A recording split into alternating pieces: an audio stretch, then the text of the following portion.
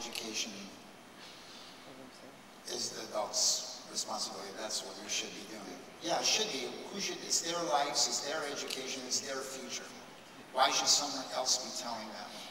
Well, again, that is a philosophical discussion. What is the philosophical role of education? Yeah. And I think, you know, it's probably beyond this. Right. We can't solve it here, but it does bring up. I mean, you can use the family analogy too. Are you, as a parent, going to just let the kids make all the decisions? I mean, there is some clear adult responsibility. You were next, and then we're going over here. Yeah, please. Hi, I'm the girl who spoke at eTech. I was wondering, I'm a big fan of students having a voice and having a say in education. What do you think a situation for student empowerment, or the power that students have being appreciated, what do you think that looks like ideally in the classroom or in school?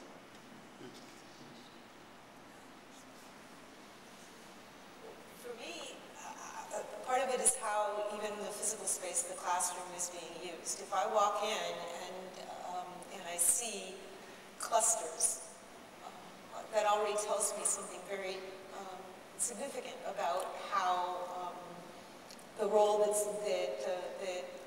youth are playing in their own making of knowledge, the role that you're playing. So, you know, how are people positioned? Are people positioned? This layout right here was very intentional, right? We had our thing, we had our slides. He said we couldn't use them because there was something he wanted. There was a kind of a learning experience he wanted. And to me, I guess that's a big indicator, is how is the space arranged? And that says something to me about the power relationships that are being played out in the classroom. My sense is you need project-based learning. You've got to have kids working together. You've got to do your best to create the situation that, in fact, is going to, so that they'll recognize the adult world when they get there, with a lot of trust, but also a lot of, you know, sort of hold tightly, but with an open hand. I mean,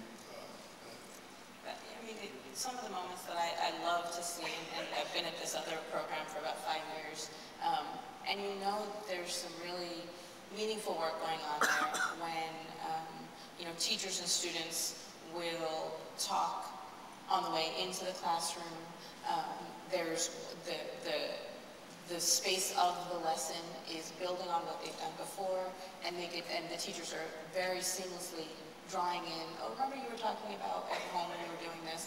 But then there's also this piece of the relationship that transcends the classroom a little bit. So this one theater project this is part of the same school, and you know, the teacher communicated with the kids via text all the time.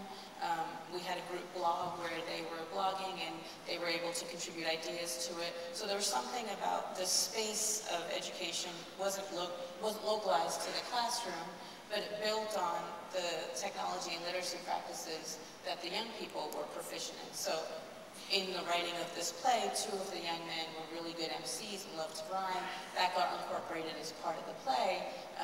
And they, you know, they wrote the script and they worked really hard on revising it. But the other piece of it is about where those interactions happen, so that I'm not just a teacher, you're not just a student, we're not just playing these roles out in these classrooms, but we're groups of people who are spending some time together, trying to do meaningful work together. Go ahead, please. Yeah, building on this and kind of going back to what is sort of in my mind and trying to figure out how to get it out.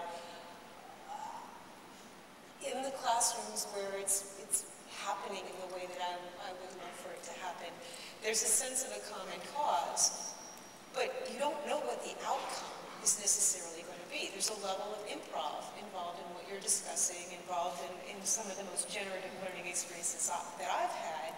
I know what my hopes and dreams are for working with my classes, but I'm also leaving it open enough so that it can go wildly wonderful places that I never could have imagined. You know, Dennis talked about the 93%. That's how many.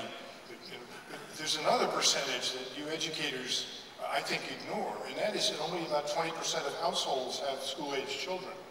I mean, it seems to me that school people ought to be using the technology to empower the kids to get out in the communities. I mean, for example, why not have a group in the social studies class go work 2 or 3 kids and do video histories of that building over there, or this dry cleaner, and go do the interview. You say, okay, well, the only thing is it can't be more than 7 minutes. And then you create a channel where you're going to put up these stories about your community. And you know, people are going to say, wow, that's what they're doing up in that school.